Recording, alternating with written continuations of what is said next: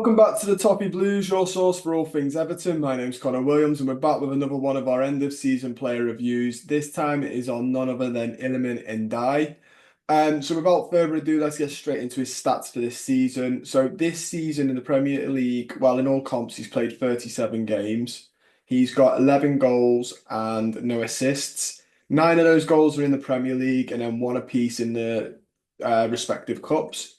2,440 minutes clocked with Everton over the season.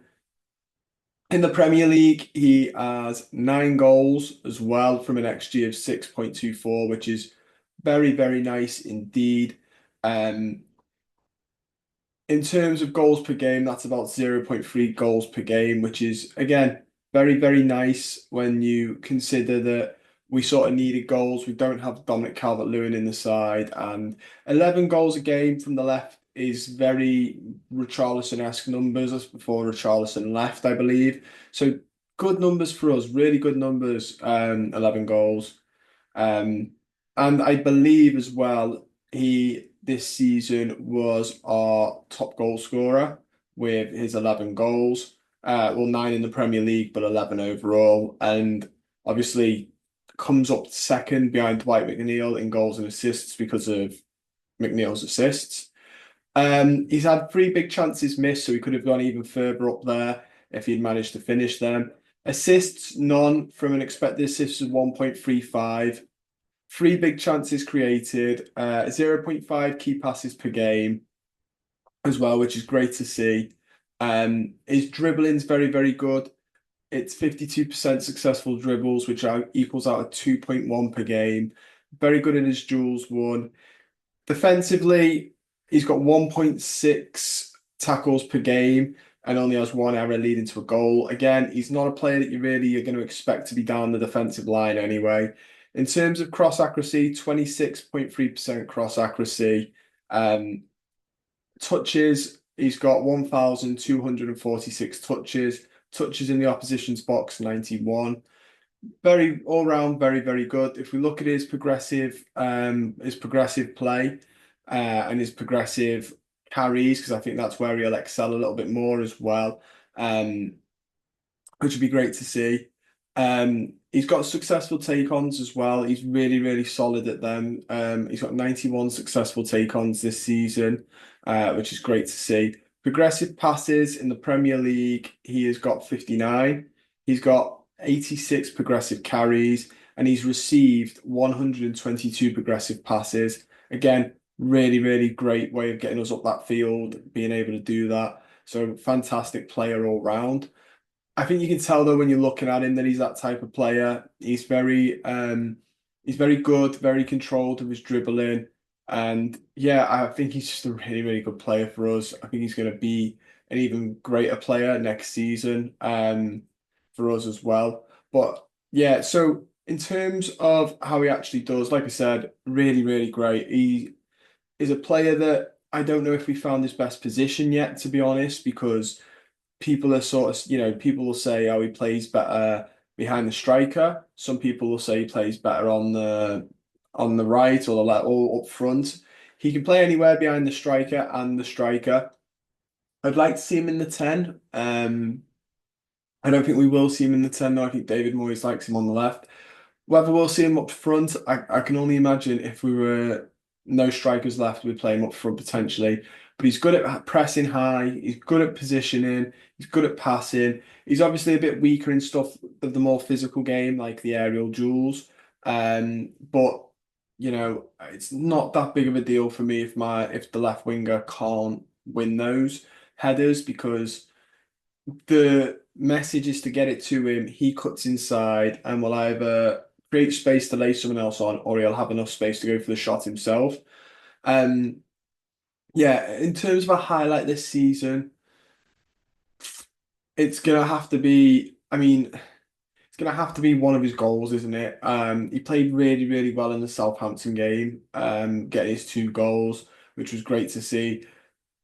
I think it probably would be the Southampton game just because he played really well in that game. Absolutely blew Southampton away in the first half, and then that was it, game over for them. Which really, really helps when you're, you know, facing them in the last home game at Goodison Park. It was a nice send-off. Two good goals as well. So great to see. He was just on fire, had successful dribbles, passes in the final third were great in that game. So I'd say that's probably his highlight of the season. But there were many more. Like I said, he's got 11 goals in all competitions. I could have picked any of the 11 games or however many games he scored in. Could have picked any of those 11 goals, to be honest with you. He's a very nice footballer to watch. We don't get many players like this at Everton, especially in recent years where he's the type of player that's good at dribbling, can control the ball, and has that. I want to say like je ne sais quoi. He's got that bit of magic in him. He could come up with something spectacular in those games where it looks like it's going to be a deadlock and you need something special. He's one of those players that could have something special. I don't want to say a luxury player because he does work hard. But we get these types of players once, like Richarlison before him was a player that could do something special potentially. James Rodriguez as well springs to mind that we've had. It's just the players that if you were a general football analyst pundit and you didn't know anything detailed about Everton and you were just looking at the fixtures like you do every week and looking at the team sheets and they were like, well, it's going to be a 0-0 that these are the names that they'll go unless blank can do something special. And he is one of those, and it's you know what I'm on about, vague punditry. But Iliman Ndiaye is one of the names that will be mentioned in the vague punditry. They'll go, he could do something special. And that's the type of player we've got. And like I said, we haven't had we don't get that at Everton all too often. So it's great to have that. In terms of next season, just carry on, see if we can get those goals up a little bit more. I'd like to see maybe him play more centrally and see if that is his best position. But ultimately, I mean, 11 goals in your first season at the club's not bad. I'm happy for him to stay out on the left as long as he's happy to do that, and David Moyes is happy for him to do that. Who's going to complain if he's knocking 11 goals out a season? That's a great return. So in terms of next season, just carry on the way he is doing.